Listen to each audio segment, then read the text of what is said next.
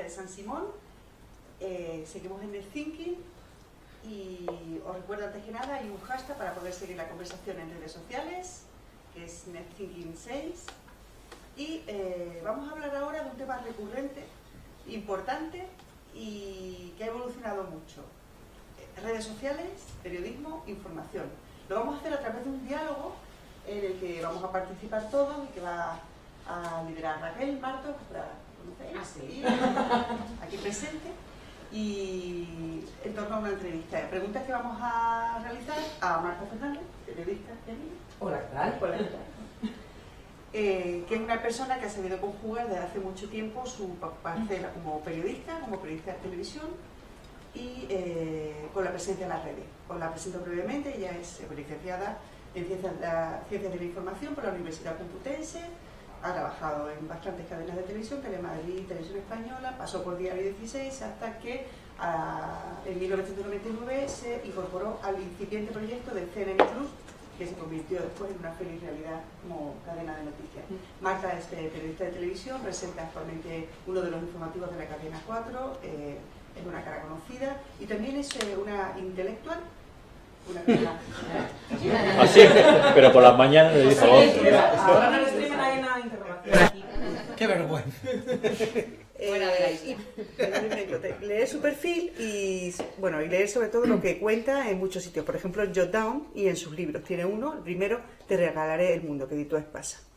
Y está en Twitter desde enero. ¿Te acuerdas?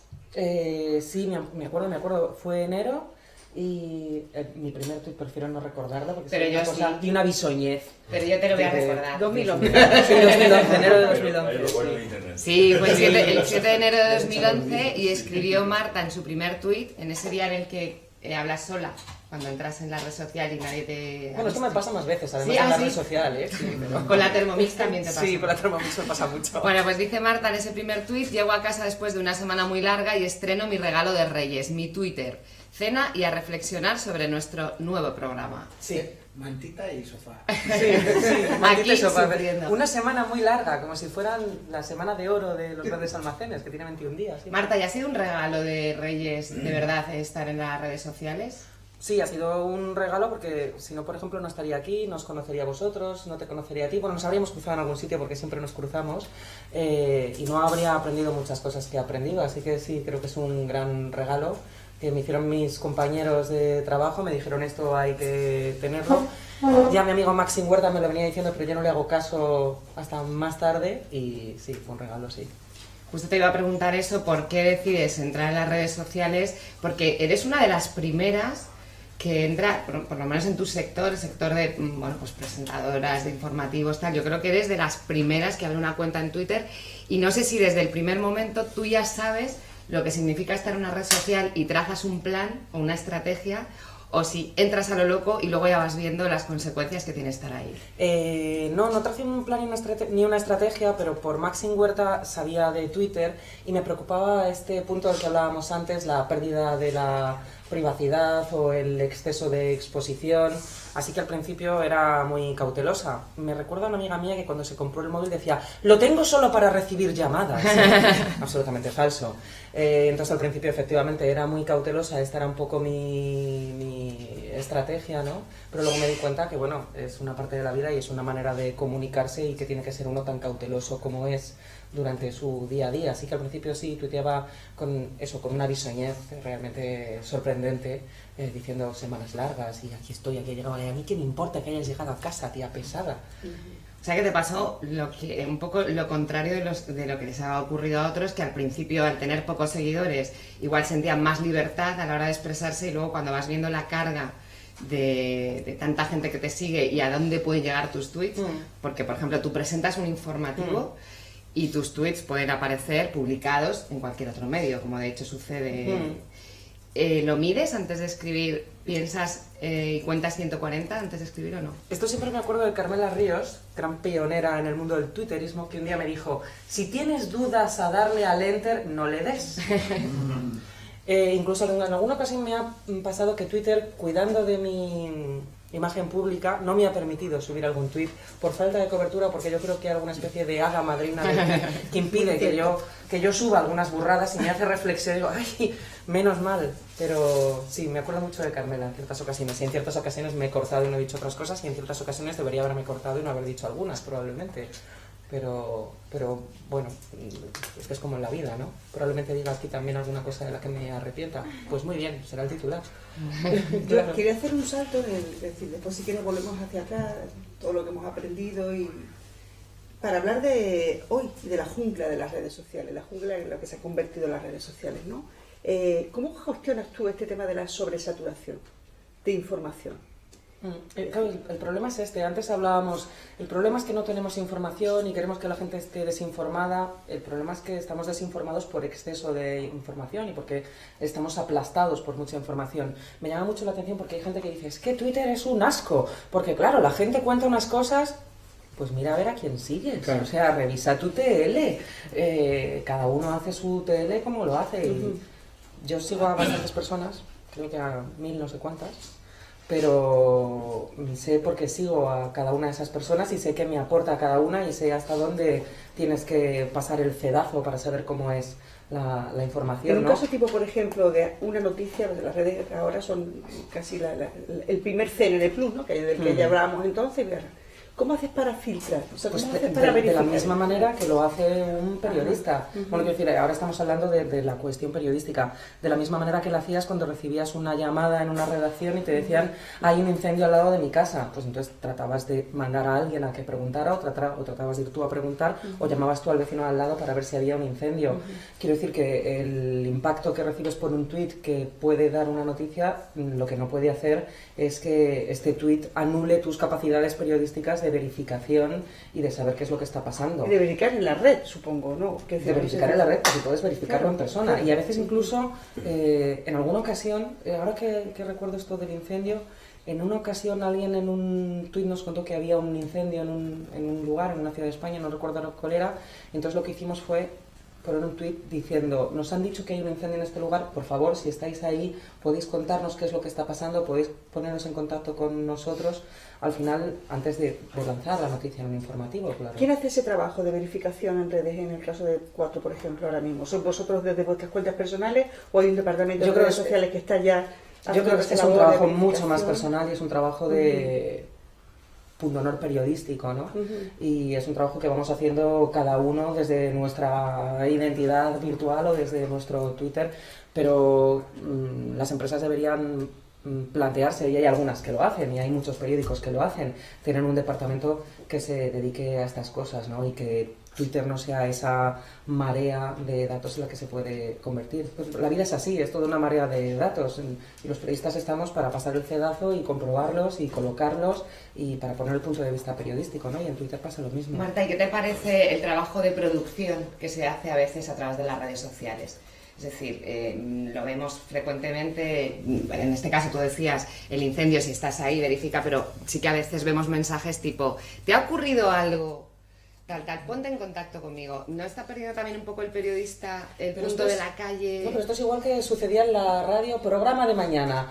¿Quién tiene Twitter? Que venga hoy y nos lo comente. Lo comentamos luego en nuestro turno del oyente. Las llamadas telefónicas a la radio muchas veces funcionaban así, o en algún sentido las cartas al director, o en algún sentido este tipo de contacto en la radio era muy frecuente, claro. Es que lo que más se parece a la radio. Es lo que más se parece realmente, y es ese contacto que se tenía por el teléfono, ¿no? Bueno, pues sí, si al final la clave no está en la herramienta es una herramienta, está en cómo hacemos el periodismo con esta herramienta, y esta herramienta es maravillosa y nos abre la vía para llegar a muchos lugares, pero hay que saber llegar y hay que utilizarla con cabeza y con criterio profesional, ¿no?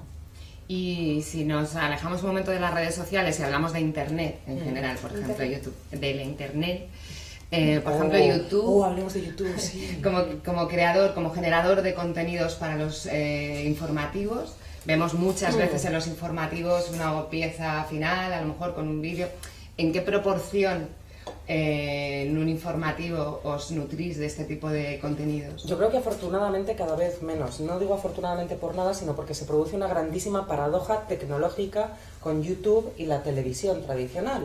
Y es, la gente tiene televisiones como estas que no veis ahora en plano, tienen unos plasmas maravillosamente grandes, HD, con una definición magnífica. Entonces llegamos nosotros y le ponemos un YouTube que va comprimido, pixelado, contándoles que una burra ha salido volando en un paracaídas. Yo he visto esto en un informativo. Pero usted no lo ha visto en casa, porque su televisión es así, y eran solo píxeles que se movían, porque era un YouTube.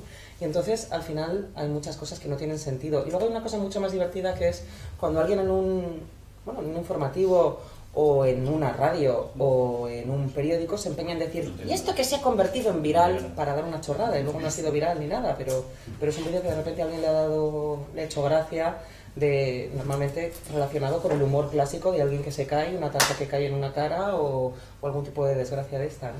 Pero hablando, por ejemplo, que es muy interesante lo que dices de esto que se ha convertido en viral, otra manera a veces de buscar la noticia que abre puede ser esto que en Twitter está siendo lo más comentado. Por ejemplo, ¿de qué manera influye en vuestro criterio a la hora de ordenar contenidos? En el nuestro en nada. A mí me sorprende mucho porque esta pregunta no es la primera vez que me la han hecho. ¿Cómo los TTs influyen en la escaleta de un informativo? Me parece sorprendente que un TT pueda influir en una escaleta de un informativo. Sucede. Y lo más grave de todo es que en España los TTs suelen ser mamarrachadas. Con lo cual, bueno, sí, claro, explicaría muchas cosas. Pero sí sucede y no puedo entender que suceda que un TT marque la escaleta de un informativo. No porque hay veces que los intereses y que la noticia está ahí, pero no suele ser lo común que los trending topics sea la noticia lo que está más destacado, lo que está lo primero, ¿no? Entonces, sí, para mí esto es un poco la chica de la curva. Me dicen que sucede, que hay redacciones en las que miran los TT para hacer el cierre o para colocar una determinada cosa y que se lo comentan como criterio de validez informativa. Esto está siendo trending topic, vamos a darle marcha. Pero me cuesta creer que pueda tener que... Comentábamos el otro día, Carmela y yo, por ejemplo, lo que pasó el otro día con la señora de Rosa en el palco. Pero es cierto que es un fenómeno que crece en las redes sociales y que después aparece... Bueno, es que la señora de Rosa era muy televisiva, sí, porque claro, era pura imagen. En este caso, el camino es al contrario, ¿no? Porque la señora de Rosa empieza a ser TT porque la empezamos a ver todos en la tele. La tele termina alimentando Twitter y Twitter termina alimentando el informativo. Claro, pero ¿quién hace el subrayado? La imagen está ahí, pero ¿quién hace el subrayado? ¿Quién se fija? ¿Y quién convierte en chiste? Claro. Que el gran diferencial es que eso no sé, Antonio y yo estuvimos en Huesca, ¿te acuerdas? Escuchando a Milo García de Washington Post. Sí. Y decía una cosa, claro, y es, yo creo que la clave de todo esto, que tú ya no controlas, en los medios no controlamos la distribución de contenido y tampoco la conversación. Claro. O sea, que decir, en ese momento, si alguien hubiera puesto esa imagen de la señora de Rosa durmiendo detrás de Colau, y nadie hubiera dicho nada, pero la imagen resultaba tan imposible no decir divertida. Nada. Exactamente, Sí, pero, claro. pero es el público, es el que genera la conversación y que hace de ella un personaje. Y yo, en el caso de los técnicos, por ejemplo, bueno, eso es tu opinión y yo no debo opinar, pero sí, yo lanzaré una reflexión. La reflexión es que ahora mismo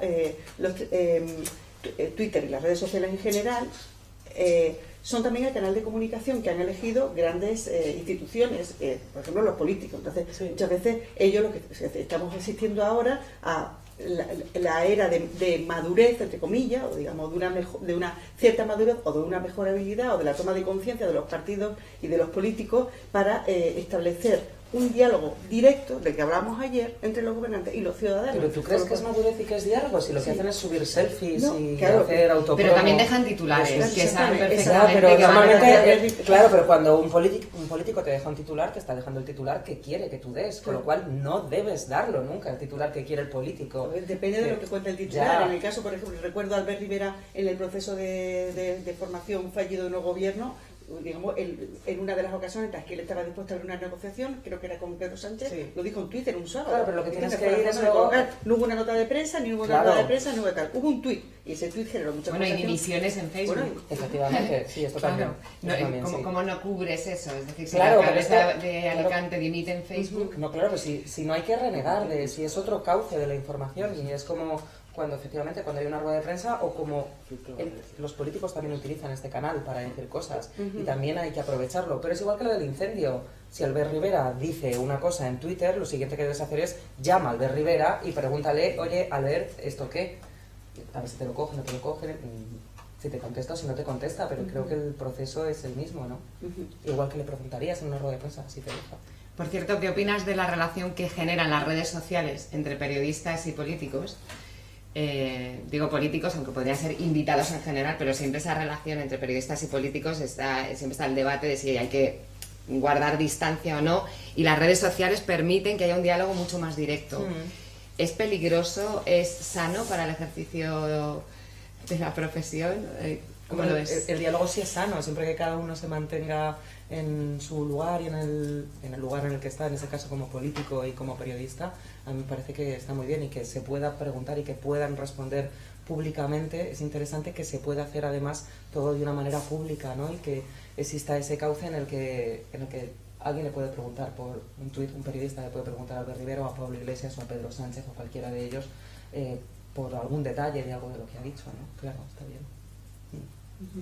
En este punto yo quisiera meter a Ismael en la conversación, que tiene una visión crítica sobre este tema. Es muchas veces los periodistas entramos en una conversación endogámica y que pensamos que cuando estamos, a veces yo tengo la sensación de que los periodistas hacemos las noticias para otros periodistas o escribimos para otros periodistas, y que en redes sociales se ha producido un proceso muy parecido. Es decir, estamos una pandilla. ¿A quién representan las redes sociales, Isma? Es decir, hay datos, o sea, que hay parte de la población en España, en Estados Unidos, donde está ahora. ¿Quién está en redes sociales? Bueno, yo creo que eso fue hace unos años cuando empezó Twitter. Empezó primero por los frikis, donde yo me incluyo, ¿no? Y luego los periodistas, lo que sí que estáis, siempre estáis a la vanguardia, con lo cual descubristeis un medio nuevo para comunicar y se llenó de periodistas.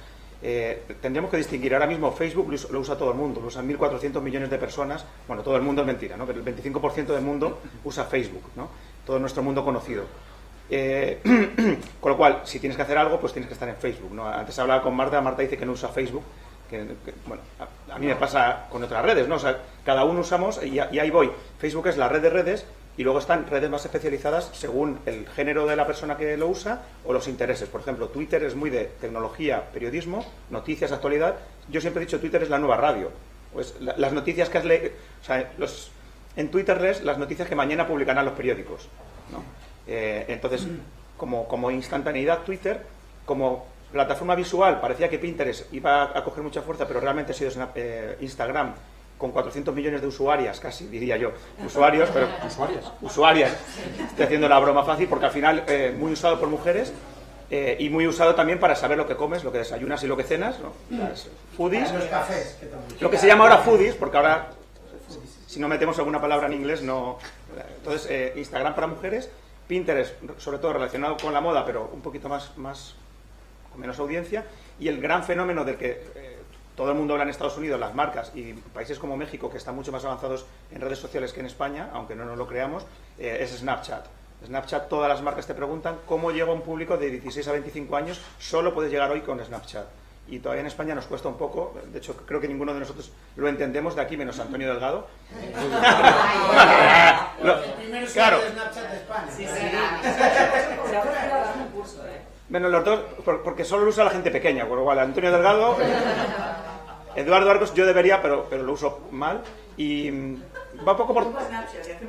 No, si tenerlo tenemos, pero realmente entender el concepto, y ahora fuera de bromas, nos resulta difícil, pero es la red que está viniendo ahora mismo con más fuerza. Twitter se está muriendo, lo siento, si no matamos algo... No, pero si no matamos algo todos los años, aquí en el Thinking todos los años matamos algo, la radio, la televisión. Twitter está muriendo en cuanto a engagement, en cuanto a conversación, y lo comentábamos ayer a modo de broma. Tú antes preguntabas ¿dónde ceno hoy en Lugo? Y había 15 personas que te respondían en un minuto. Si tú ahora preguntas ¿dónde ceno hoy en Lugo? O ¿dónde puedo ver el partido esa noche? Pues te responde uno y si tienes suerte, ¿no? Con lo cual es más fácil recurrir a WhatsApp, que es la gran red privada, también que comentábamos ayer, que no tiene muchos datos de audiencia, pero es la gran red privada también WhatsApp. Parece mentira, en Estados Unidos mucha gente usa SMS todavía, porque es gratuito, porque el WhatsApp les cuesta, pero bueno, ahora WhatsApp es la gran red privada. Entonces yo diría que Facebook es la red de redes y luego cada uno tiene su red, pues por ejemplo Vine para hacer vídeos cortos, pero bueno, y ahora muy fuerte también para mí, la gran tendencia es Facebook Live, o sea, los vídeos en tiempo real en Facebook, sobre todo porque tienes 1.400 millones de personas que ya están ahí, que eso es lo que Periscope no tiene, ¿no? Esa gran masa. Bueno, yo creo que es un poco mi visión de cómo están las redes a día de hoy, no sé si estáis de acuerdo. Gestionas una comunidad muy grande, con mucha conversación. Estoy bastante de acuerdo con Ismael. Lo que solo fácil. ¡Qué buenismo! El crecimiento de Twitter está plano. Twitter tiene ahora mismo un problema muy grave de identidad. Y hay una cosa que decían hace un momento en la cual yo ya no estoy... Yo usaba mucho ese argumento de si no te gusta lo que estás leyendo en Twitter, pues tienes un problema con la gente que sigues. Y yo siempre he estado muy de acuerdo con eso, pero ya no tanto. Porque Twitter no te permite de ninguna forma elegir qué es lo que quieres ver, más allá de la gente que sigues. Y eso es un problema, en mi opinión. Facebook lo ha tratado de resolver con un algoritmo, que en el caso de Instagram también. Pero Twitter y sus intentos burdos de meter algoritmos para intentar seleccionar el mejor contenido publicado me parece una muy mala broma. Y es lo mismo que está haciendo Facebook, ¿no? Es una copia. Sí, una copia mal hecha además, porque es al principio y luego viene lo que te has perdido y ya luego viene el timeline en tiempo real, ¿no? Que es bastante desordenado. Durante estas épocas de elecciones, para mí Twitter ha sido un coñazo. Ha sido, dices. Pues te queda. Sí, y queda. No porque no me interese... Por eso está desafecto. No porque no me interese la política, porque a mí la política me parece apasionante. Pero tal vez por el hecho de que las personas no tienen que pensar demasiado en lo que van a escribir, sino que es algo muy rápido, venga, publish y publico. Se dicen muchas estupideces, en mi opinión, se dicen muchas cosas que no se deberían de decir, los ánimos están hay mucha tensión, y luego viene el fútbol, ¿no? Y el fútbol pues un poco de lo mismo, y luego viene, no sé, el escándalo del día de corrupción, que también pueden tener, que la gente esté indignada, y yo soy el primero de indignarme, pero el contenido actual en Twitter, en mi opinión, me genera un poco de rechazo, y siento que no soy la única persona que está en eso. En mi caso particular, yo terminé buscándome una alternativa. Facebook no pues está ahí y me conecto un poco con la familia y amigos, pero Snapchat ha sido para mí una revelación increíble, porque Snapchat te permite publicar videos sin fricción. Así como Twitter nos permitía publicar contenido en texto sin fricción alguna, era de escribo 3 cosas y publicar. Snapchat no tienes que preparar el video, no tienes que hacer más que presionar un botón y hablarle a la cámara durante 10 segundos. Y me ha parecido muy apasionante ver cómo las personas empiezan a contar historias con un medio tan limitado como Snapchat, que son videos de 10 segundos, y cuentan historias sumamente creativas. Y esa creatividad que en alguna época yo llegué a ver en Twitter y que me parecía súper interesante y me parecía inclusive apasionante, porque venía como las conversaciones detrás de historias que creaban personas. Miguel es un ejemplo perfecto de eso. Ahora las veo en Snapchat. No, pero Miguel es un ejemplo muy bueno de crear historias o crear bromas atrás de texto de 140 caracteres, pues ver cómo hay gente muy creativa que se las arregla para en segmentos cortos de 10 segundos cuenta historias increíbles. Yo no pienso, yo estoy de acuerdo contigo en que Snapchat es la base de la nueva narración, ¿no? Del relato. Yo le llamo el relato fragmentado, que es el relato que se compone no solamente de vídeo de 10 segundos y de fotografías y de textos y después todo eso aderezado y con nuevas posibilidades narrativas que dan los emoticonos y todo eso y los filtros. Exactamente. Pero eso es simplemente lo que puedes hacer con los filtros y con esos emoticonos que se van moviendo, o sea que si no son estáticos. Yo sigo intento aprender, he hecho coberturas aquí en París, en Snapchat, para el mundo, y es maravilloso. Simplemente hay que tener el sentido del relato, o sea, hay que trabajar el sentido del relato como en todo lo demás. Además que Snapchat le quita un par de elementos que condicionan muchos Twitter, y no te muestra cuántas personas te están siguiendo. No muestra. Sí. Yo no puedo saber cuántas personas te siguen a ti, nunca lo voy a poder saber. y premia el contacto directo privado, que Twitter no tanto. Es decir, la gente le resulta muy fácil contestarme en Snapchat, es muy fácil contestar, y de vez en cuando yo recibo mensajes de personas que no tengo idea de quiénes son. Sí, la posibilidad de contestar además no solamente con texto, sino también con vídeo. Exactamente. Y eso es muy interesante. Yo os invito a que no estéis, por eso yo creo que hay que salir, esa es otra reflexión, hay que salir de Twitter, hay que ir a ver el mundo, simplemente porque en el hallazgo, en la exploración de esas redes sociales tenemos la respuesta a la necesidad de información de toda una nueva generación. Entonces, una de las cosas que me gusta y veo hacer por medios como el Washington Post o Al Jazeera Plus, que trabaja muy bien todo el tema de elaborar ese relato, esa nueva narrativa, lo hace con otro tono. Es decir, tú te puedes permitir licencias en un relato en Snapchat que jamás podrías hacer en Twitter o en un directo para televisión o en un Facebook Live, por ejemplo, ¿no? Y hay medios muy nativos, no sé si conocen Pictoline. Sí, bueno, Pictoline. Que es de un chico mexicano, Eduardo. Impresionante. Pues se ha creado una cuenta de Snapchat para Pictoline y me resulta... Siento que Snapchat es el medio nativo perfecto para algo como Pictoline, ¿sabes? Y hay mucha creatividad detrás de ese tipo de nuevas narrativas. De hecho, por ejemplo, esa es una de las tendencias que en redes, Pictoline es maravilloso. De hecho, creo que el New York Times ha comprado Pictoline. No, hay colaboración. O hay colaboración. Hacen una creación de contenidos en infografía con dibujos animados. Y explican perfectamente o en un pequeño vídeo, hacen un resumen del día en Twitter todos los días y después en hechos, efemérides, personajes lo pueden encontrar a través de una viñeta como si fuera un cómic y tal. Es una tendencia. Yo lo he visto hacer esto, por ejemplo, a Le Monde, explicando el año pasado cómo funcionaba o cómo había trabajado durante 5 años su delegación en la cumbre del clima, y lo hizo a través de unos personajes que era Madame Patat, ellos lo hacen en patatas, son como una especie de patatita gordita, y bueno, una patita gordita era la jefa de la delegación francesa, y entonces cuenta cómo se había ido haciendo todo el proceso hasta llegar a la gran cumbre de París, ¿no? Y esa es una tendencia en la que los medios debemos trabajar, todos los medios, incluidos los medios grandes y clásicos. Y ahí llega un problema. Estamos en ello. ¿Cómo negociar patatas? Bueno, pero esta estamos más cerca de esto.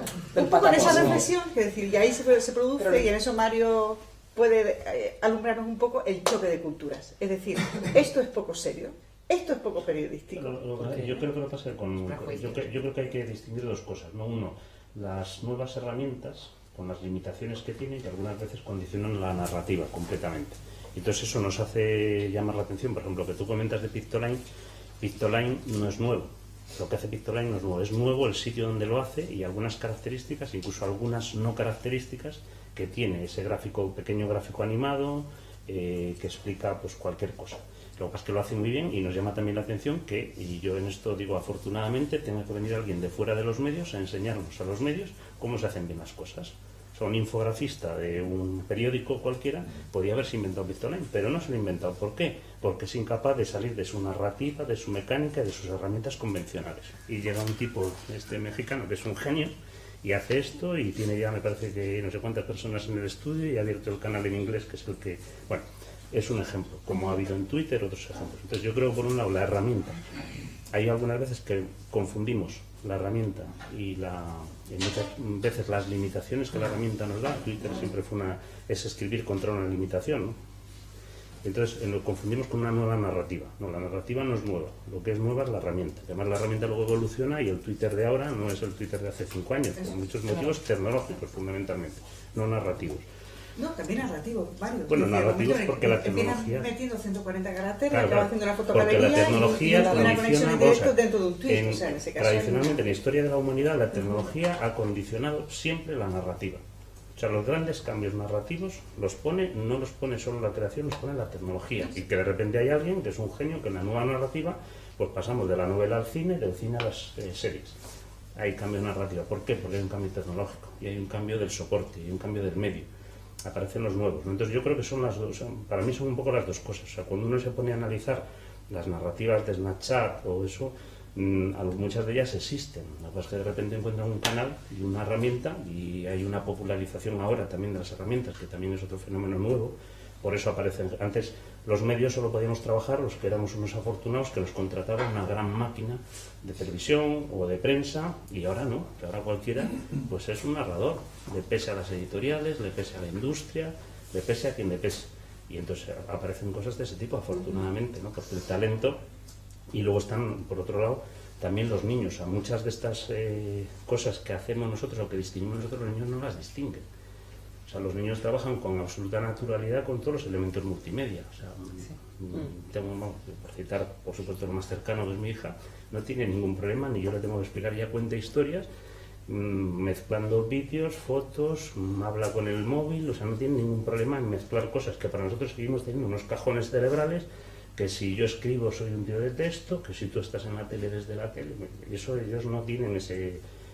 Otra cosa es que, por supuesto, en algunas de esas narrativas hay gente mejor que otra, que también luego esta es otra confusión, ¿no? Cuando nos quieren hacer que todos hagamos de todo. Pues mire, yo una vez me pusieron a discutir en una mesa, me sentaron con Iñaki Gabilondo y dije, pues mira, yo lo siento mucho, pero Iñaki Gabilondo pues no discuto, ¿para qué? No hablo. Va a ser imposible. Pero él no tiene Twitter. Vente Iñaki a dibujar, a ver. Pero le dije, yo si quiero con un PowerPoint me pongo claro. Cuando tú quieras, porque yo esas herramientas sí las hago. Claro, pero al final esto tiene que ver, lo ha dicho Eduardo, lo has dicho tú, en cómo se hacen de bien las cosas, y tiene que ver con el talento, y tiene que ver con lo que estamos viendo, si está bien hecho, si no está bien hecho. A ti te fascina Mrs. Patada porque está bien hecho, no porque sea, y porque el propio medio que pone ese límite o que te da esa posibilidad, esa herramienta que te da esa posibilidad de contar las cosas así, quien lo hace está aprovechando las virtudes que tiene ese medio. Decía Eduardo que se aburría de Twitter porque lo que cuenta ya no te interesa, no porque la herramienta no te interese, sino porque finalmente lo que está ahí no te interesa porque no encuentras el talento y porque no es como era hace pero de ya alguna unos forma años. la herramienta te condiciona a cierto Claro. tipo, y ahí es donde viene para mí el problema con Twitter. O sea, hay un montón de cosas que Twitter ha decidido hacer o no hacer que definitivamente no ayudan.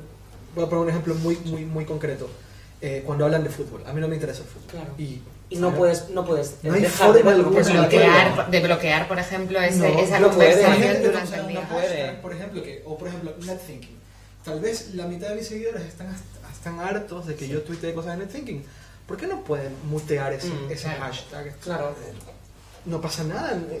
¿Sabes por qué no lo pueden bloquear? Porque no lo están leyendo.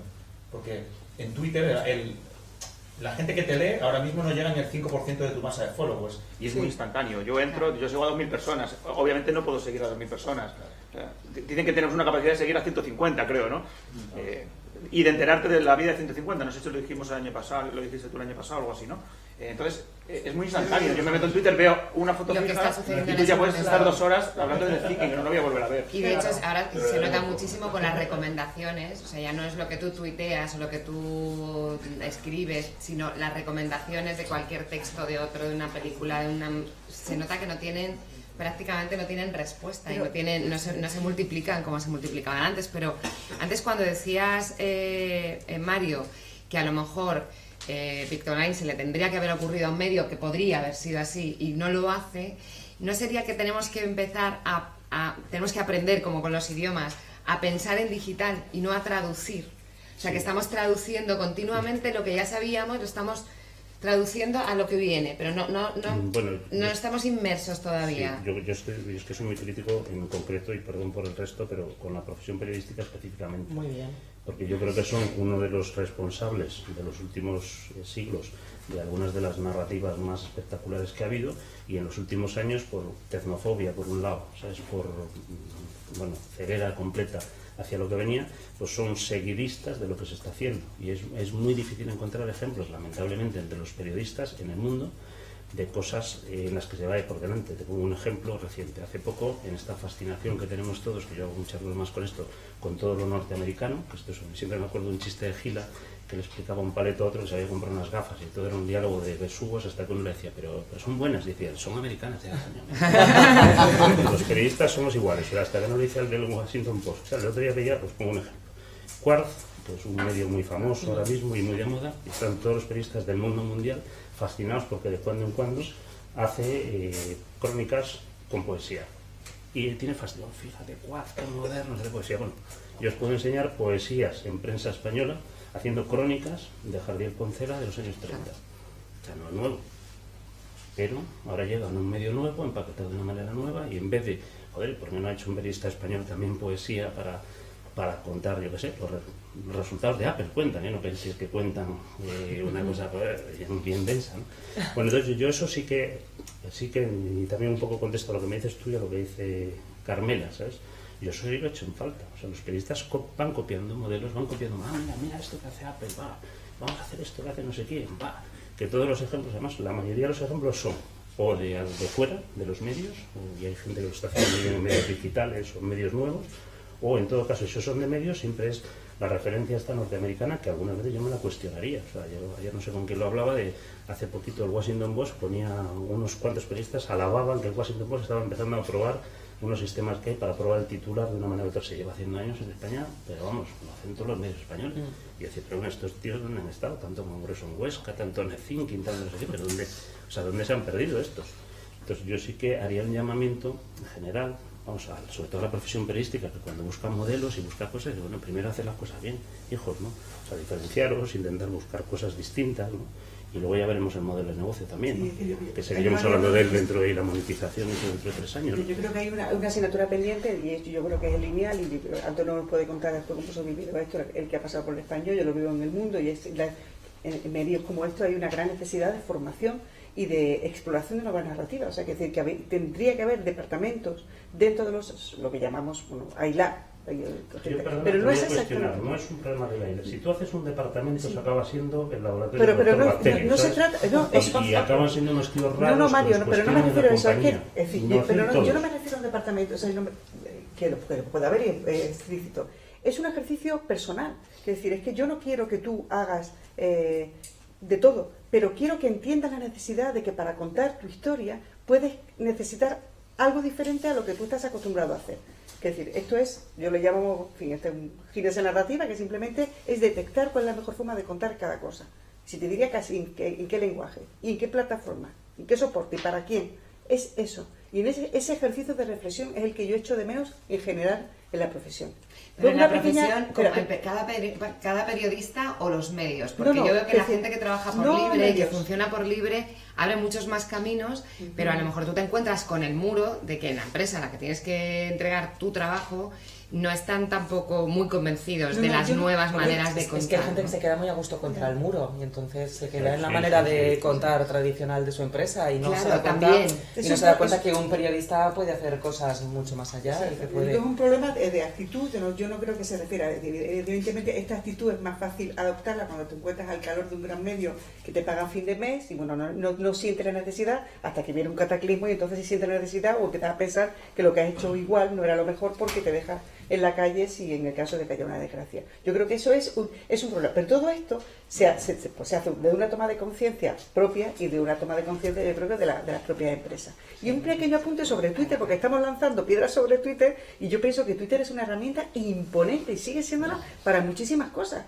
Y os voy a contar, os doy un ejemplo. Yo tengo el mismo problema que vosotros, yo sigo a 2100 cuentas y ya no me da la vida, porque además tengo otras muchísimas cosas que hacer. Pero lo que he hecho, yo un día escuché a Itinerari hablar y decía esto de que la nueva definición de inteligencia es la capacidad de filtrado. Entonces yo dije, esto hay que aplicarlo también a redes. Entonces yo lo que hice fue ordenar mi información en redes. Sigo un montón de cuentas y lo que he hecho es hacerme listas de todo. Entonces tengo listas de los medios, de los periodistas, de muchos sitios y después de los temas que me interesan. Pues tengo temas de tecnología, temas de fotoperiodismo, etcétera, etcétera. De tal forma que, por ejemplo, si ahora mismo, por ejemplo, en Francia, como he trabajado mucho sobre Francia y sobre los últimos atentados, pues tengo una lista, por ejemplo, en su mayoría son cerradas, porque es mi nuevo archivo. O sea, las listas de Twitter son mi nueva base de datos, mi nueva base de documentación. Donde, por ejemplo, he trabajado mucho sobre terrorismo islámico y tengo localizados a expertos, centros de estudios de todo el mundo y gente que está trabajando en este tema desde Arabia Saudí, Riad o Estados Unidos. Están en una cuenta cerrada. Cuando pasa algo, cuando hay un secuestro, cuando hay una acción terrorista, tanto en Francia como fuera, una de las listas a la que yo acudo es esa, es una lista cerrada donde tengo toda la información, no la busco en ese momento. Que además es verdad que Twitter también te permite ahora, con herramientas como Curator, la posibilidad de curar, es decir, de filtrar temas. Por ejemplo, un ejemplo del Mundo, el otro día cuando secuestraron a Salud Hernández, esta periodista del Mundo, evidentemente lo que primero que hicimos fue abrir, no fue un Curator, porque fue, en TweetDeck es una herramienta, una columna de búsqueda con todo esto para monitorizar todo lo que va saliendo. Yo al margen, además hice una lista de medios colombianos, para tener toda la información que sale de Colombia, de periodistas que estaban trabajando ya en el terreno y de los medios colombianos. Con lo cual, yo creo que Twitter tiene muchos años por delante si sabemos utilizarlo. Es verdad, Carmela, que Twitter no va a morir, es imposible, porque es la única red social que permite eso. Es la única red social que está abierta a todos. Facebook, la relación no es transitiva, Snapchat es todo privado. No hay ninguna red social que permita acudir a cualquier usuario y coleccionar listas para hacer tus perfiles de información. Es verdad que eso está en contra luego de poder filtrar información personal, como tú has dicho ahora, de hablar de un tema y tal, pero yo no veo que esté en peligro de extinción Twitter mientras no exista una red social que permita eso. No hay ninguna que lo haga. Sí, pasan varias cosas, ¿no? El problema de Twitter, bueno, el problema es que, y vosotros estáis comentando ahora, ¿no? En realidad el modelo está mutando, o sea, está copado por periodistas en realidad y está más enfocado en las noticias y que a la conversación. Esa conversación que estaba antes Ismael comentando se ha ido a los grupos de WhatsApp o a grupos mucho más cerrados. Y se penaliza en Twitter. Claro, entonces... En realidad, el problema que tiene Twitter es que ahora mismo no sabe dónde poner los huevos, ¿no? En qué cesta ponerlas, si en fomentar de nuevo la comunicación o fomentar más el tema de un sitio de información en tiempo real y encima con contenido curado. Claro. Entonces ese es el problema, ¿no? Y yo digo una cosa, esto de que Twitter siempre va a existir es una empresa privada, puede quebrar mañana, o sea que lo bueno que hay, que los huecos de comunicación o de información que ha creado este modelo, pues se puede replicar en otros, ¿no? El problema que tienen los medios con este tipo de redes es que el otro día estuve yo leyendo un estudio sobre usuarios de Facebook que le decían dónde te informas, o sea, cuál es tu canal, tu medio habitual de información, y decían que era Facebook. El problema que sucede hoy en día es que cuando estamos distribuyendo el contenido, como estabas comentando todo al principio, Carmela, ¿no? Que los medios ya no controlan la distribución. El problema es que la marca que va asociada a ese contenido se ha diluido, y la gente cuando lee una noticia del Mundo o de cualquier otro medio porque ha visto un enlace en Facebook de un amigo que la ha compartido, ha entrado, ha leído la noticia y ha vuelto al sitio, incluso la ha leído en el nuevo sistema de Instant Articles, ¿no? De Facebook, en ningún momento ha visto la marca que está, o sea, la marca se ha convertido en invisible, lo que lees el contenido y sale, ¿no? Ese es uno de los problemas que tienen los medios a la hora de distribuir su información. Y en realidad es un tema en el cual no pueden dejar de hacerlo. Es decir, no puedes decir no estoy en Snapchat, porque si Snapchat se convierte en el principal canal de atención de los usuarios, no estar allí significa que te estás perdiendo una parte importante de unos ojos que estás buscando algún tipo de información, y lo cubrirán otros, ¿no? Ese es el problema que hay. Y después hay una cosa que hablaste en el principio y a mí se me queda un poco con la copla, el tema de un poco de la banalización de los contenidos cuando nos miramos de los medios a las redes sociales y lo utilizamos como ejemplos sociales, como si fuera, arde Twitter, ¿no? O como ejemplos de que toda la sociedad está en contra o a favor de algo, ¿no? En realidad lo que sucede es que son contenidos muy baratos de hacer, porque hacer una selección de 4 tweets y decir que está pasando algo con cualquier tema, pues un contenido que... El negro es baratísimo. Claro, pero sin embargo hay otros usos que son mucho más... son mucho más costosos en cuanto a recursos, pero que son mucho más informativamente importantes. Por ejemplo, os voy a poner un ejemplo, ¿no? Si yo hago una noticia chorra de esta de Twitter y pongo 4 tweets graciosos de lo que ha dicho Rajoy o ha dicho Pablo Iglesias, pues vale, me hago una noticia, pero ¿qué sucede si yo ahora mismo me bajo todos los tweets, todas las conversaciones o todos los tweets que ha puesto Pablo Iglesias, Rajoy, Sánchez, Rivera en el último año? Y veo, por ejemplo, cómo se comunican entre ellos, cómo se contestan, qué el debate se ha producido, cómo han cambiado los tonos. Y cuando, por ejemplo, si Mariano Rajoy, que firma todos sus tweets con MR, cuando se acercan las elecciones empieza a firmar más tweets con ese tipo de contenido, o si cambia el tipo de lenguaje. Ese análisis un poco más en profundidad de las conversaciones puede dar noticias e incluso encontrar temas que pueden abrir un periódico. Lo que pasa que necesita invertir en recursos que los medios en día pues no están dispuestos a hacer, porque es mucho más fácil coger 4 tweets y hacerte una noticia chorra de 10 minutos y punto, ¿no? Pero bueno. Pero también yo creo que puede servir a veces, cuando hablamos del TT, que siempre pensamos en la anécdota, A veces el TT puede ser una noticia, por ejemplo, sobre los refugiados. Si hay mucho movimiento en las redes en torno a un tema que, bueno, en este caso sí sería portada, pero puede haber otro tipo de temas que no estarían a lo mejor en ese criterio de ubicación de contenidos, en ese informativo, y al tener mucha relevancia en las redes, sí que despierten esa necesidad como de, no vamos a contar esto. O sea, yo creo que también... Puede marcar un poco la agenda, pero... Que volvemos un poco al activismo, ¿no? Lo que hablábamos en otras ediciones para la gente, que no siempre... A lo mejor cuando estamos decidiendo los temas estamos en ese punto y también puede ser una referencia, que no tiene por qué ser negativa. Yo creo que en España, si no doy mal dato, creo que el 17% de la gente que está en Internet, que es como el 80% de la población cercana, está en Twitter. Es decir, la gente, los trending topics de Twitter no son reflejos de la sociedad española y tampoco nos dicen mucho. De hecho, donde está la gente realmente en España es en Facebook, que es donde te da el tráfico, o sea, un medio, el tráfico social hoy en día se lo da, y los virales se convierte en Facebook. Tener 500.000, 3.000 retweets en Twitter no te da tráfico, pero tener ese mismo cantidad de engagement en Facebook sí te hace que puedas petarlo, que puedas tener hasta 500.000 de visitas en una noticia. El problema es que no somos capaces, o sea, no somos capaces de hacer ese contexto, ¿no? De explicar ese contexto cuando hacemos cualquier tipo de información o nos centramos en esos temas, ¿no? O sea, yo quería mencionar, perdón, rápidamente, un ejemplo de cuando, en mi opinión, Twitter es invaluable. O sea, cuando de verdad no hay mejor herramienta ahora mismo que Twitter, y es... hace un mes y medio, no recuerdo cuánto fue, hubo un terremoto muy fuerte en Ecuador, ¿vale? Y ese terremoto fue en la costa ecuatoriana de dos provincias que no son particularmente, son relativamente pobres, que es Manabí y Esmeraldas. Y además de todo, las zonas más afectadas del terremoto no eran, solo hubo una ciudad grande, el resto eran ciudades muy pequeñitas, muy pequeñitas. Por lo tanto, los medios locales, para poder acceder a la información, porque además fue por la tarde, fue a las 6 de la tarde, para que los medios locales ecuatorianos llegaran a acceder a la información del terremoto, los verdaderos afectados del terremoto, tardaron como 6-7 horas en llegar hasta ahí. Y además, elegir a dónde ir, ¿no? Pero había gente en esos pueblos y tenían internet y empezaron a publicar en Twitter.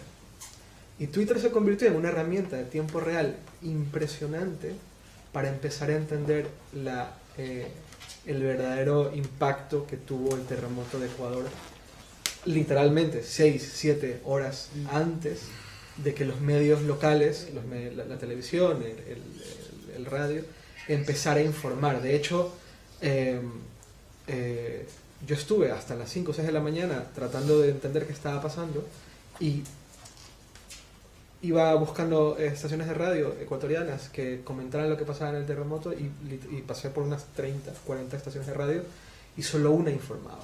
Pero no porque no quisieran informar, sino porque no tenían manera de informar. Pero en Twitter ya habían fotos, ya había gente explicando lo que estaba pasando, y ya era claro que el terremoto había sido muchísimo más grave de lo que se estaba diciendo.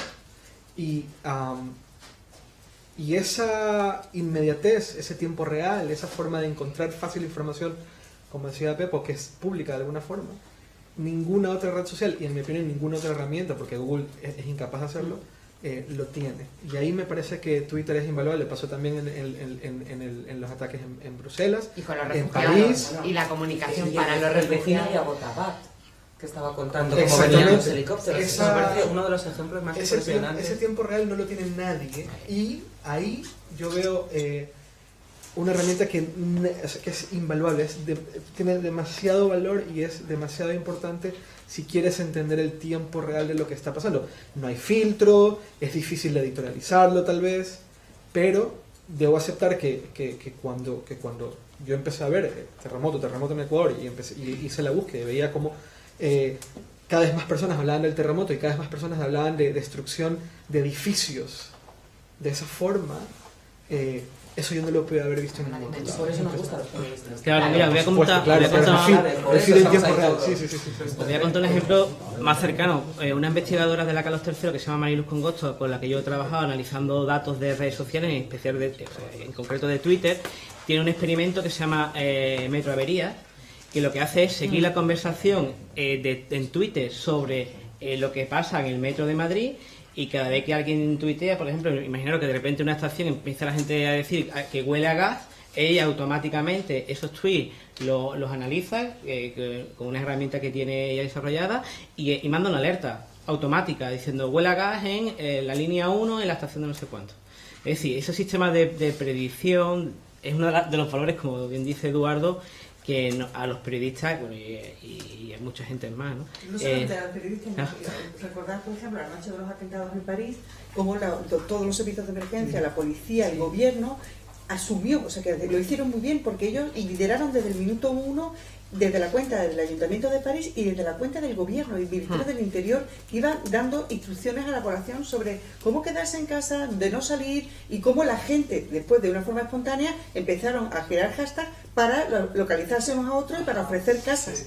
Y para despistar con los de los gatitos. O sea, eso fue en Bruselas. Bruselas. Es el movimiento contrario en Bruselas para despistar sobre la operación policial. Es muy interesante. Pero a mí lo que me gustó fue verlo como el gobierno asume que esa es la mejor herramienta que tiene para coordinar a una población de millones de personas, en el caso de los atentados, ¿no? O sea, Yo le quería preguntar a Marta, no sé si recordáis que hubo, no sé si ha sucedido más veces, pero una noche en la que el periódico cambió una portada por las críticas que había recibido en Twitter, porque el titular era xenófobo. No sé hasta qué punto en un medio como el tuyo, en un informativo, puede influir una crítica de ese tipo en las redes sociales, no solo en Twitter, pero se me ocurre Twitter porque este tipo de cosas suceden ahí. Si podéis llegar a cambiar, a rectificar a raíz de un incendio en Twitter. Bueno, claro, es que la posibilidad es muy distinta porque al ser un informativo en directo... Si no te da tiempo a cambiarla, pero hacer un comentario posterior... Pero imagino que si diéramos una noticia en la que dijéramos algo que está mal y Twitter se incendiara y nos rectificaran, esto es fantástico porque podrías tener luego la posibilidad de rectificar in situ. Si es que la crítica en Twitter no está mal, porque muchas veces te coloca donde te tiene que colocar y te saca del error que te tiene que sacar. Yo recuerdo una vez en México vi un informativo que me fascinó, porque al final del informativo la gente llamaba y opinaba sobre lo que habían dicho. Me pareció maravilloso. No, cuando han dicho que sucedió tal en tal calle, no fue en esta, fue en la calle de al lado de tal. Bueno. Y dije, qué buena esta rectificación in situ. Así que Twitter podría servir también para esto, ¿no? O sea, me parece bien, si muchas veces todos vemos cosas en informativos, en periódicos y en tal, que nos gustaría añadir nuestro granito de arena, pues qué bien, si es que la crítica está muy bien, no todo el que critica es un hater. Muchas veces es que nosotros somos muy negados, es que está muy bien, es una ayuda, ¿no? Pero, por ejemplo, en el caso de las televisiones, que igual en la parte de informativo, bueno, que decir, yo creo que incluso en la parte de informativo, las cadenas que mejor han trabajado el diálogo con su usuario son las cadenas que más rentabilidad están sacando a las redes. Estoy pensando básicamente en la media o en la sexta, ¿no? Que es una cadena que tiene su ADN en las redes sociales. Pero esto que estoy contando del diálogo, yo creo que es la base de todo. Sí, o sea, es que bueno, lo hemos hablado nosotros, o sea, es que ya no podemos hablar de periodismo o de comunicación como un flujo de datos, de emisores receptores, que el feedback está en el ADN. Esto es un diálogo permanente entre tú y tu lector, tu espectador o tu usuario. Claro, pero porque además hay veces que tu lector, tu espectador o tu usuario se puede convertir en tu informador, claro, ¿no? Y en quien te cuenta qué es lo que está pasando y en quien te matiza o quien te coloca. Qué pena que no existiera CNN Plus cuando existía Twitter, porque entonces podríamos haber rectificado las 24 horas del día después. Ahí habría sido perfecto. Habría sido para perfecto, vuestro habría sido una perfecto, herramienta perfecta. Sí. Cuando hablaba antes, Eduardo, de que te aburre un poco, en cierto modo te cansa Twitter, y el año pasado hablábamos, creo, también del cambio, pues que está todo el mundo está todo muy polarizado, si hablamos de política y fútbol, que es muy curioso y a veces se comenta el cambio de tono que hay, por ejemplo, en Instagram. Es como si pasaras de el infierno a la máxima felicidad llena. Sí, pero y un mismo usuario que en Twitter está incendiando. En Instagram está colgando tartas. Sí, claro. Hay que poner filtros en Twitter, entonces. Hay que poner filtros de colores en Twitter. ¿Qué pensáis que marca el tono de una red social? ¿Quién decide? O sea, ¿quién mueve eso? ¿Es espontáneo o...? Sí, a ver, supongo que sí. En el caso de Instagram entiendo que los fundadores siempre tenían esa visión de que instantaneidad con este toque de algo bonito. Recuerdo en un EVE al fundador de Tumblr, no sé, creo que tú estabas, que ponía ejemplo, fotos en Facebook y se veía a la gente súper borracha, terrible en las fotos de las noches en Facebook, y luego ponía fotos en Tumblr y todas súper bonitas. Claro. Y él también decía que él intentaba que el medio, de alguna forma, voy a citar a McLuhan, no me lo permitas, por favor. Parece como en la si no me lo permitas, no, pero que de alguna forma hay un condicionamiento. De alguna forma hay un condicionamiento de una parte a la otra, en este caso del soporte a quien produce el contenido. Yo veo eso también, me resulta muy curioso. Sobre todo curioso porque tú puedes decidir estar en una o en otra, pero lo que me resulta curioso es que estés en las dos como con dos personalidades diferentes. Es que yo creo que depende en cómo se gestiona muchas veces el exhibicionismo.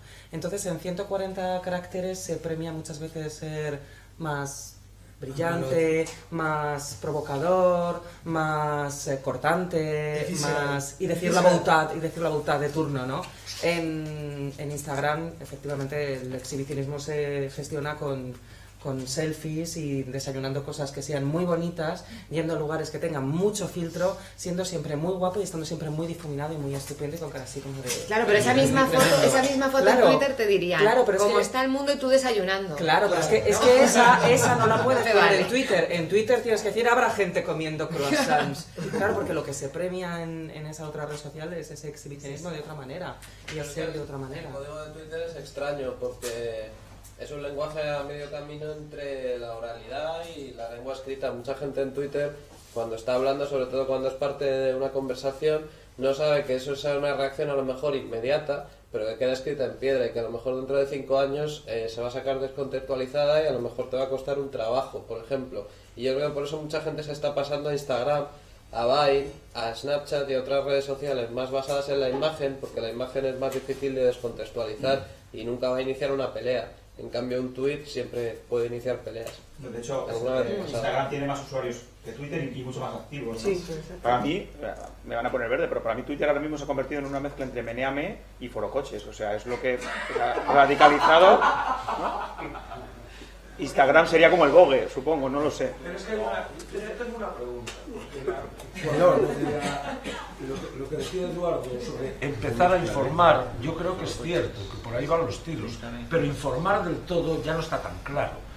Es decir, sobre todo en la capacidad que tiene la información de desinformación o de manipulación.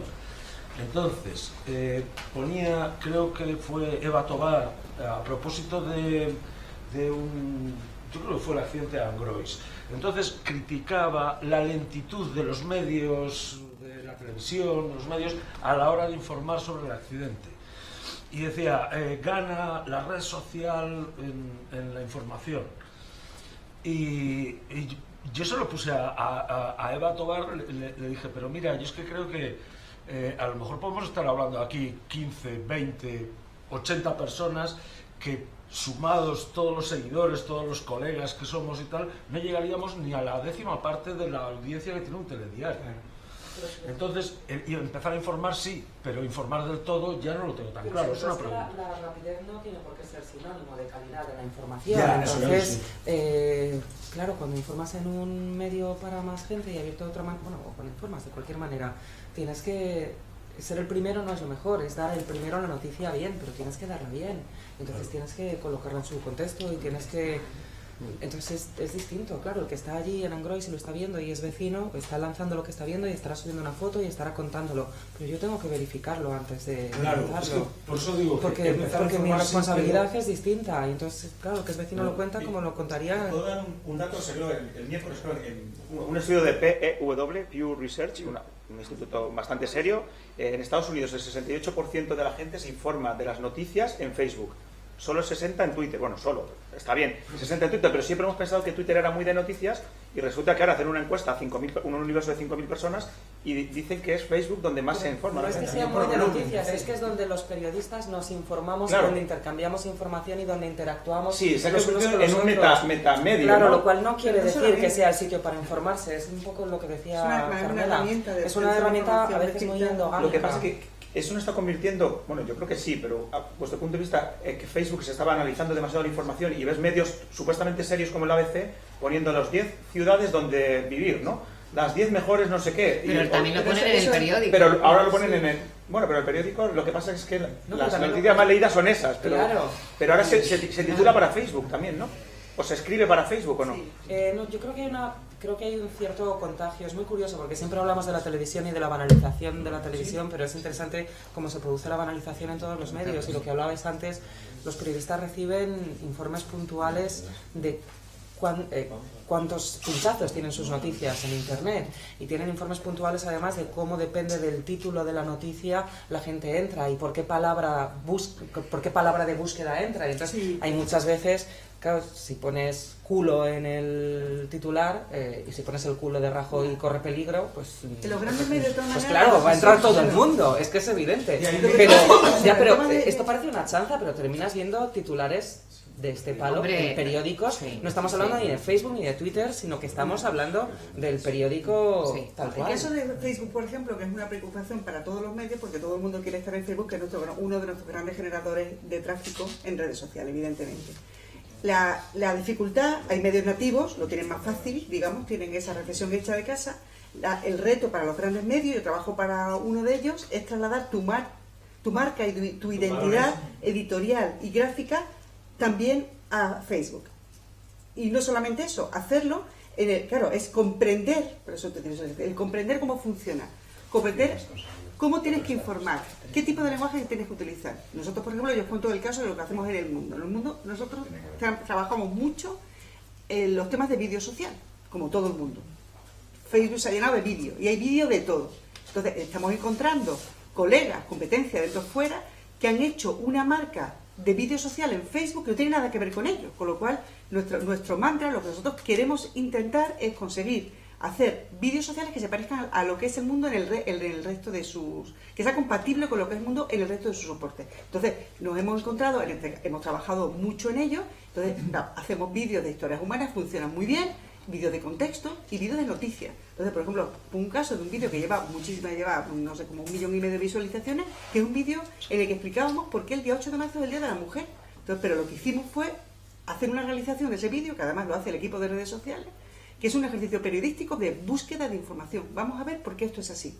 Entonces vamos a buscar los sitios históricos que marcan que esto sea así. Entonces nos vamos a la biblioteca, al Archivo de Nueva York, nos vamos al Lineal francés, nos ponemos a buscar información, grabados, imágenes, fotografías y trabajamos sobre los textos. Y hacemos un relato periodístico de contexto, una información de contexto de por qué eso es así.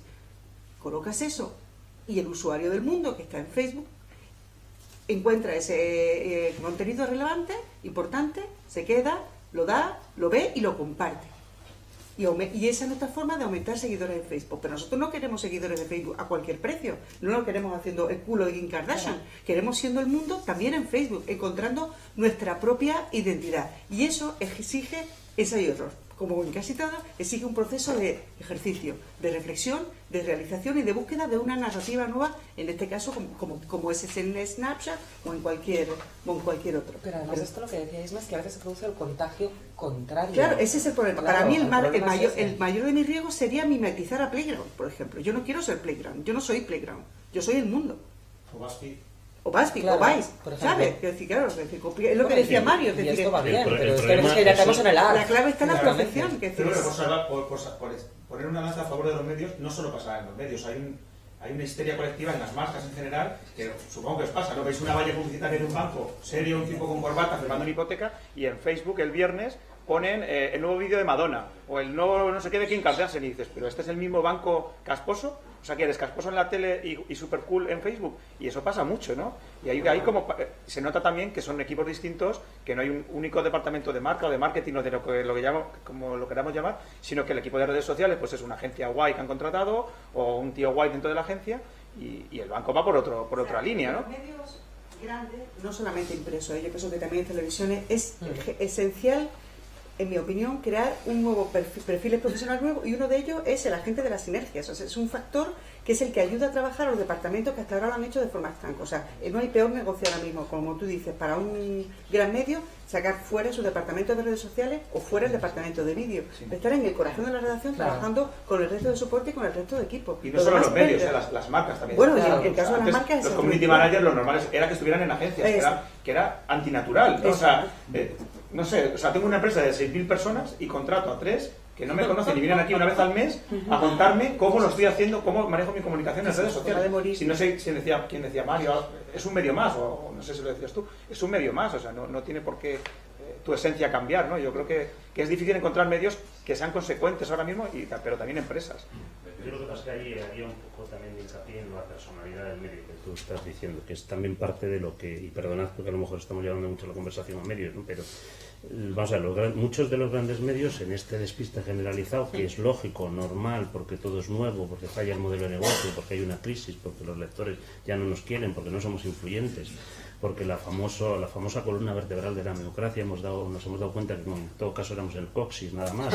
Bueno, pues claro, esto nos despista, ¿no? O sea, de ser los reyes del mundo, y encima viene la gente del 15M y por supuesto ponen pingando a los bancos y a los políticos, pero hay alguna otra por ahí de las pancartillas que nos da a nosotros hasta nacer la boca.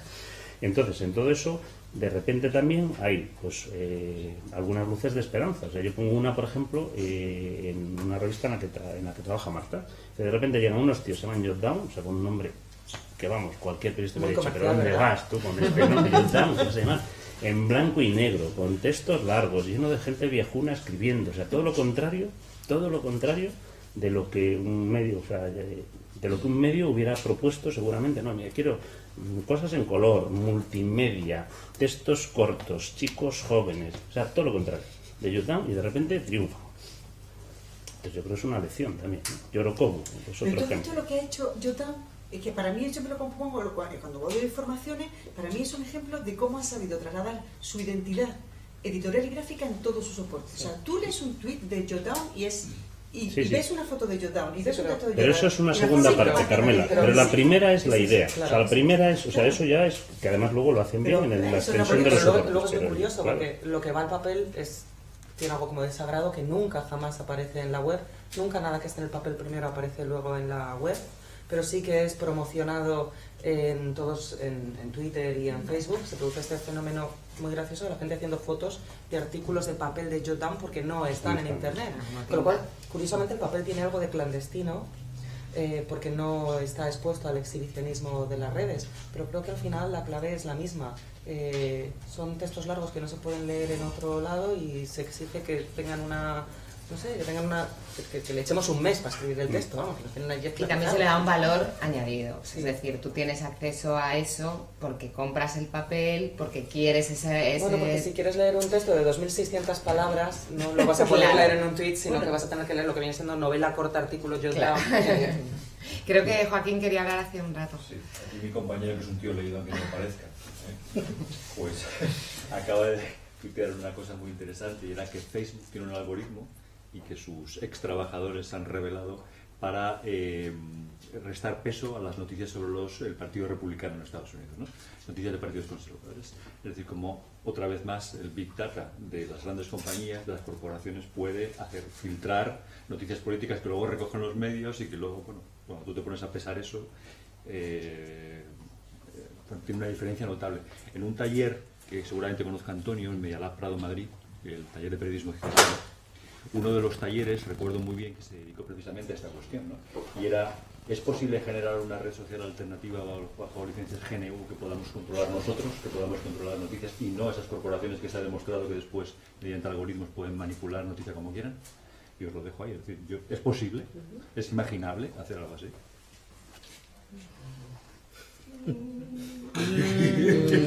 Sí, pero no lo vamos a contar para que no nos quiten la iniciativa. Que no se den cuenta que nos siguen nosotros. Votos sí. No, bueno. Abstención. Antonio, manifiéstate. Te la dejo. Oye, entonces en Facebook no hay chistes de Donald Trump.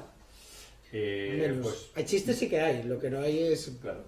No, discurso no hay tampoco. A lo mejor es por eso. No, el problema que yo veo es que en realidad la naturaleza humana, o sea, la comunicación forma parte de la naturaleza humana, es decir, que al final siempre encontraremos la forma de hacerlo, ya sea en empresas privadas como Facebook, Twitter o en sistemas mucho más abiertos, que es verdad que desde el principio de Internet siempre se ha intentado innovar en ese sentido, tanto desde iniciativas ciudadanas como desde los propios protocolos de Internet, ¿no? Y es verdad que una cosa que estaba comentando antes Mario, que en realidad todo está inventado, o sea, estamos muchas veces dándole vueltas sobre lo mismo. Ahora cuando hablamos de los grupos de WhatsApp, de los bots conversacionales y tal, bueno, tenemos un formato desde el principio de los tiempos de Internet que es el IRC. Que es donde la gente empezó y antes Internet el charla Party con Line, otros. Claro, eso triunfó muchísimo. Que está todo inventado en realidad y los primeros bots estaban en ese tipo de redes, los IRC, que después mutaron a las web, los chats de Terra, no sé cuánto, y ahora lo tenemos en el móvil. Es decir, seguimos dando vueltas siempre sobre lo mismo, pero enfocado a otros modelos, ¿no? ¿Y habéis pensado alguna vez, yo no, ya os lo digo, pero habéis pensado alguna vez en una red social ideal? O sea, ¿qué os gustaría que tuviera una nueva red social que no tengan las que tenemos ahora? Yo no, es que no estoy con la Thermomix y no tengo tiempo. Yo creo que la Thermomix, por ejemplo. Yo creo que... Una en la que no pudiese ser anónimo. En la que no pudiese ser anónimo. Que cada uno fuese responsable de lo que dice. Pero sí existe, en realidad. Facebook. En realidad, vamos a ver, en realidad ninguno somos anónimos. O sea, es decir, todo el mundo tenemos una identidad. Es decir, si tú cometes un delito en cualquier red social... No, pero no es un delito, Antonio. No es lo mismo un delito que jugarte el trabajo. A un cibercafé, o sea, anónimos, y no voy a ir a un cibercafé, crearme una dirección de Gmail, crearme una cuenta de Facebook. Te pueden pillar. No, sí, porque en todo cibercafé te piden el DNI. Sí, pero en el día a día no te lo juegas, digamos, de igual manera. Si tú firmas con tu nombre que si eres un muñeco. O sea, no te lo juegas de la misma manera. Lo que me preocupa en realidad... Ideal, qué pereza. Pero a mí lo que me preocupa... ¿Por qué tiene que ser ideal? Si nadie entra y arrasa, ¿de qué vamos a hablar? En realidad, las redes sociales... Pasan dos cosas. En realidad, las redes sociales son un reflejo de la sociedad, con sus cosas buenas y las malas. O sea, este es el mundo ideal. Primero tenemos que, como sociedad, ser más ideales, ¿no? Y segundo, a mí lo que me preocupa es que estamos llevando la conversación humana a plataformas de empresas privadas donde ellos son los que marcan cuáles son la moral. Por ejemplo, el tema que pasa en Facebook con los pechos, ¿no? Con Instagram, la censura. Con los pechos femeninos. Femeninos, es decir, están marcando, estas redes están marcando la moral de la sociedad. Y como la ONU hace unos años consideró que el acceso a Internet es un derecho humano. ¿Por qué? Porque es una herramienta que facilita derechos fundamentales. Es decir, por ejemplo, castigar hoy en día a alguien sin acceso a Internet es una violación de los derechos humanos. ¿Por qué? Porque estoy limitando otros derechos, que es la forma natural que yo tengo hoy en día de expresarme, por ejemplo, de la libertad de expresión. Entonces, ¿qué está pasando? Que son empresas privadas como Facebook, como Twitter, como otras, que son los que están marcando cuáles son los límites sociales que nosotros como sociedad hemos establecido, o bien en legislaciones, o bien que forman parte de nuestra moral como sociedad. Entonces, ahí es donde yo veo uno de los problemas principales que tenemos, que al final estamos como homogeneizando un tipo de moral que siempre, y de la casualidad, ¿no?, hoy en día, que son de empresas norteamericanas, porque consideran que, por ejemplo, Facebook tiene que ser una red limpia, ¿no?, o como si fuera una película de Disney para todos los públicos, por lo cual no puede verse pecho ni nadie andando amamantando, ¿no? Sí, pero luego es muy hipócrita, no se pueden Claro. ver pechos, pero se ve maltrato animal o se ve Claro. cosas que son tremendamente más fuertes y más impactantes que un pecho. Pero eso es lo que te estaba diciendo, o sea, en el medialab que trabajaban desde esa perspectiva ciberactivista era, podemos generar una red social abierta bajo el GNU donde esos datos no los controlen cibercorporaciones, ¿no?, y seamos nosotros los que los administremos. Realmente se puede hacer o no se puede hacer, puede ser constituir una alternativa o no puede constituirla, ¿no? Yo no tengo la respuesta en absoluto, pero claro, responde a lo que tú dices también. ¿Y si hubiese que pagar €1 al año por tener... Yo, si hubiese que pagar €1 al año por tener Twitter... Pero te la caes siempre pensando en... ¿Qué pasa? A ver, ¿os parece razonable? ¿Y dos? Y un plan familiar. si nos llevásemos un poquito de ese euro? No. Mis fotos, ¿de quién son estas fotos? Fijaros que Teófila Martínez cree que pagamos por Sí. tener en cuenta. ¿Quién? La alcaldesa de Cádiz. ¿Y a quién le está pagando? claro, Oye, eso no es de...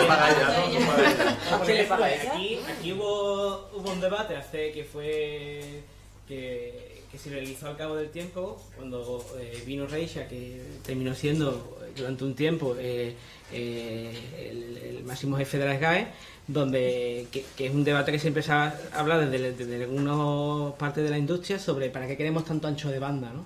¿Para qué quieren tanto más ancho de banda? Para bajar más, para piratear más, para hacer más cosas, ¿no? Cuando en realidad no lo vemos del punto o por ejemplo, o también, ¿por qué quieres un teléfono tan caro si eres comunista, ¿no? Que eso ha pasado hace pocos días, es decir, claro, ¿para qué quieres Twitter? Es decir, en realidad, claro, en realidad lo que no nos damos cuenta es que ese tipo de herramientas facilitan derechos fundamentales y que también forma parte de nuestra comunicación hoy en día, porque alguien quitarle o prohibirle acceso a internet o quitarle el móvil lo está marginando socialmente.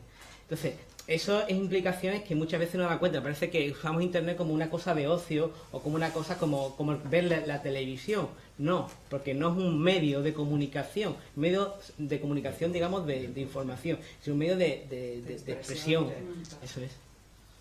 Sí, pero yo no me refiero a eso, me refiero, volvamos a qué ocurriría con otros usuarios. Es decir, ¿cuántos usuarios, si tuviesen que pagar una cantidad ridícula al año por estar en una red social, pues estaría en esa red social o la dejaría? Pero WhatsApp, que sí, que WhatsApp cero no sé cuánto y lo puedo quitar. No le digáis que la pagarían, pero la pagarían. Bueno, ¿y cuánta gente se quejaba de que había que pagar un euro en WhatsApp y leías en Twitter, enviado desde tu iPhone 6? Cuesta 900 euros, ¿no? Eso me dijo una clienta hace unos años cuando empezó Facebook y los clientes se movieron a Facebook, las empresas, me decía, ¿sabes por qué hay tanta tontería, tanta empresa haciéndolo mal en Facebook? ¿Por qué? Dice, porque es gratis. Porque en la tele hacer un anuncio tiene una producción, o una cuña de radio de una producción, y tienes que planearlo y hacerlo bien. Y en Facebook cualquiera puede ser community manager, entre comillas, o puede ser un emisor y se ponen las empresas a spamear o hacer lo que sea, ¿no? Y bueno, pues puede ir por ahí, ¿no? Pues, si hubiera que pagar ahora mismo las empresas tienen que pagar por estar en Facebook indirectamente, porque es mentira que tus 100.000 seguidores te estén viendo. Si no pagas publicidad, ese contenido por el algoritmo que comentabais antes no se ve. Lo que pasa... Claro, pero lo hablábamos ayer, es una publicidad que para muchos puede ser molesta, ¿no? Es decir, constantemente estás viendo, lo comentabas tú ayer, pues ese banner que te está ahí tocando las narices. Entonces, al final muchas veces resulta que Twitter necesita saber cómo puede hacer para sobrevivir. Y aún así genera muchas pérdidas. A la pregunta que hacía Joaquín, que si se puede crear una red paralela, técnicamente obviamente sí, es muy fácil. Lo que pasa es que si el propio Twitter con 400 y pico millones de usuarios no es rentable, lo primero habría que ver si esa red paralela tendría usuarios y tendría atracción, que no lo creo. Pero es que aunque tuviera atracción, tiene masa crítica, no. Claro, pero aunque tuviera atracción tampoco queremos consumir publicidad, con lo cual alguien tiene que pagar la fiesta. Imaginaros que por ejemplo WhatsApp hubieran inventado las empresas de telecomunicaciones, o que hicieron durante un tiempo y se formaron con los SMS. O sea, cada vez que enviaba un mensaje te costaba un importe. Es decir, en realidad lo bueno que ha permitido el entorno digital es que este tipo de empresas no controlen el negocio, porque imaginaros que hoy en día si Internet lo hubieran descubierto o lo habían inventado las telefónicas, hoy en día por el simple hecho de mandar un mensaje de correo electrónico lo estaríamos pagando. Claro. Pero es que repito, Antonio, yo ahí sigo discrepando por lo de ayer. Es decir, tú ya estás pagando. Tú tienes la sensación de que cuando mandas ese correo no estás pagando, pero si es verdad, pues estás pagando el acceso. Entonces, digamos que las telefónicas perdieron una vía de negocio con el tema de los SMS, pero ganaron otra vía de negocio con el incremento de las tarifas. Entonces, de repente, y no sé si lo leísteis hace poco, por lo menos los usuarios de algunas compañías se sorprenden que de repente les cobran 3 euros más, pero les dan 1 giga más de datos, ¿no? O sea, entonces, en tu cuenta de repente pagabas 83 euros y ahora pagas 90 euros, pero claro, es que tienes 1 giga más de datos que tú ni habías pedido, pero te lo están cobrando, ¿no? Entonces, no es verdad que la gente haga cosas gratis. O sea, tú estás pagándole y las telefónicas siguen siendo las dueñas del negocio. O sea, desde mi punto de vista, para todo. Pero tú tienes... Pero tú, los nuevos negocios, los nuevos inventos siempre parten de una cosa que se llama la destrucción creativa. Siempre. Siempre. Entonces, el enemigo más peligroso es el que no tiene nada que proveer. más peligroso. Que es lo que ha pasado. O sea, aquí los que van ganando es los que no tienen nada que perder y entran y destrozan al que estáis cuidando que el patio no se le mueva, vigilando la valla. Y eso es así, pero no es así porque no es una cosa punk, sino que es una cosa del capitalismo. O sea, la disfunción creativa se llama eso, que es lo que está pasando. Y ya está. Es Hombre, ahora es sorprendente que las compañías te regalen 1000 SMS, ¿no? O 10.000. Sí. Claro, pues, SMS ilimitados por nadie los manda, ¿no?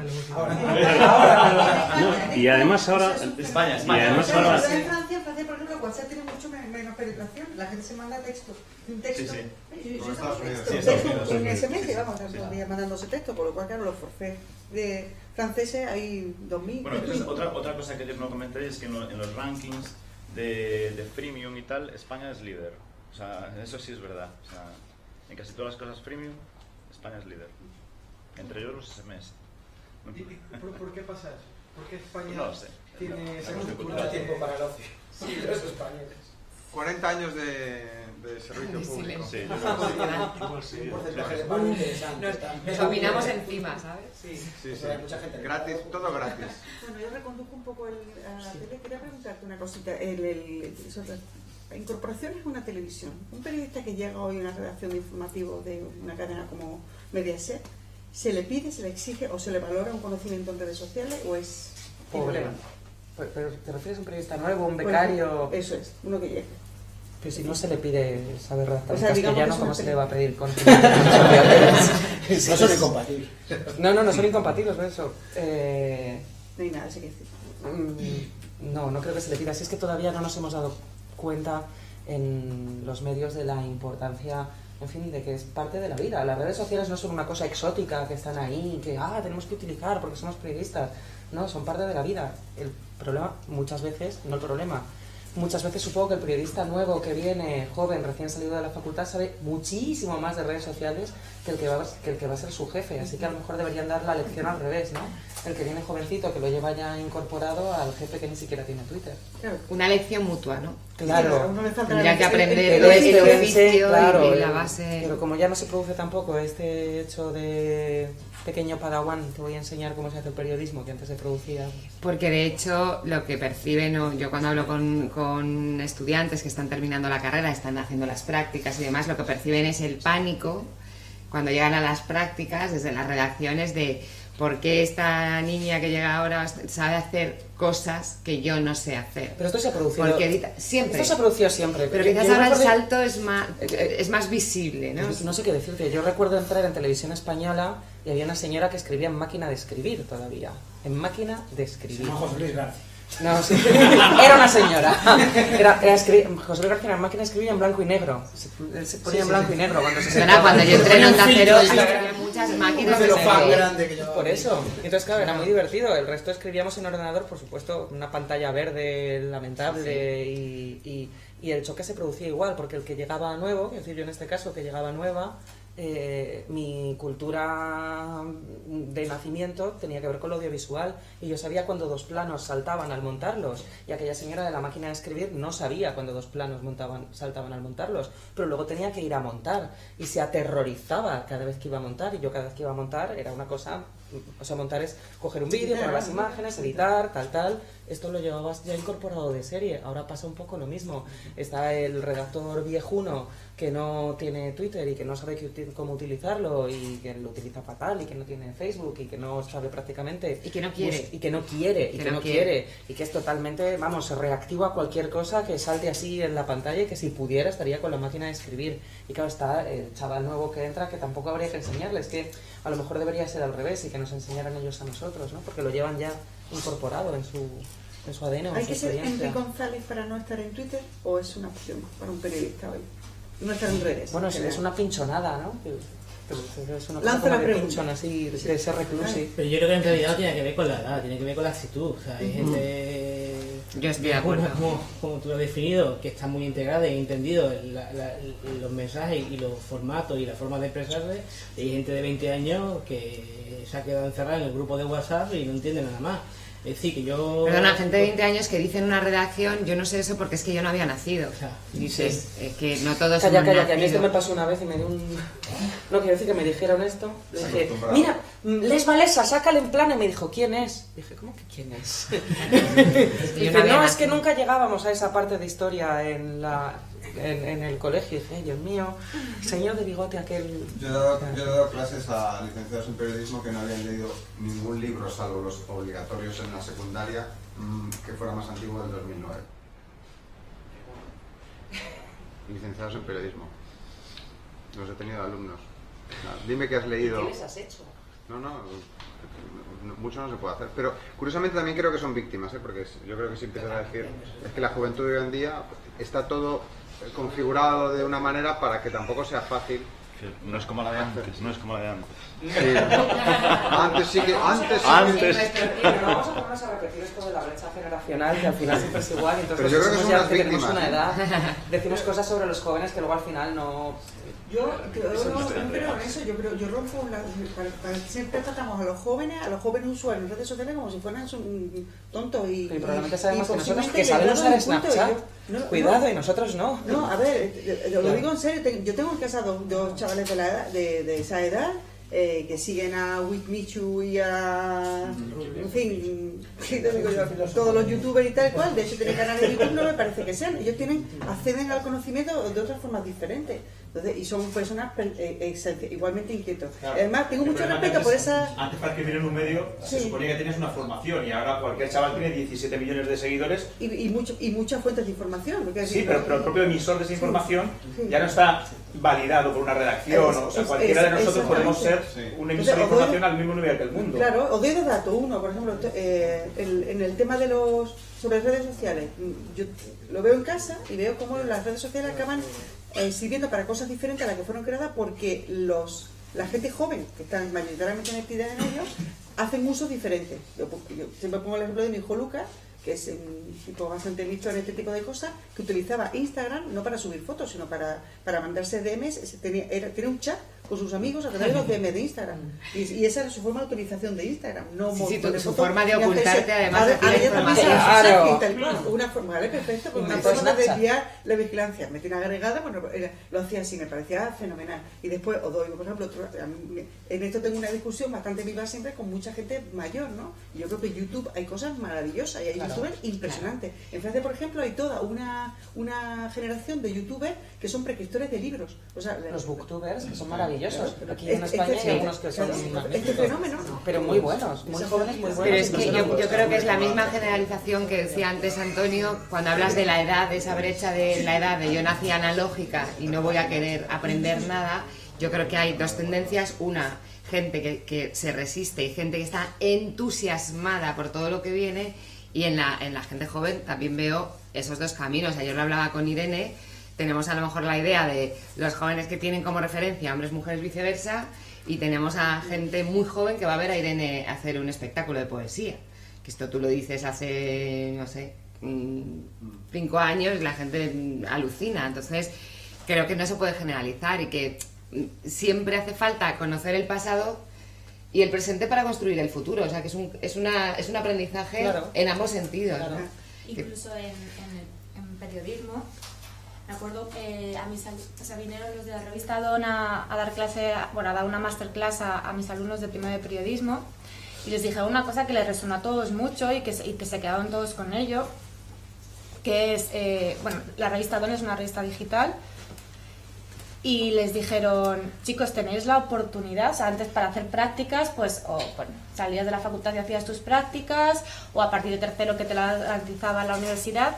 Ahora, si lo hacéis bien y os lo curráis, podéis ser vuestro propio medio de comunicaciones, podéis abrir un blog, podéis tener un canal de YouTube, podéis incluso hacer una simulación de una revista digital con compañeros y ese, poco a poco, puede ser un muy buen currículum a la hora de buscar un trabajo. Tenéis la oportunidad ahora mismo de poder ser vuestro propio medio y ser vuestras propias prácticas y al fin y al cabo eso os va a ayudar, uno, a la búsqueda de trabajo y dos, al ensayo y error también que hablábamos, y que eso les garantizara a ellos pues a lo mejor un futuro laboral y todos se quedaban con la idea de decir, es que claro, nosotros ahora mismo podemos hacer prácticas creando nuestro propio medio de comunicación. Pero esto va más allá de los estudiantes, ahora todos tenemos la posibilidad de construir nuestra propia marca personal. Sí. Yo trabajo en televisión hace 20 años, escribo hace mucho, pero nadie lo sabía, hasta que de repente tengo Twitter y un día una bola viene y me dice, oye, tú escribes, ¿no?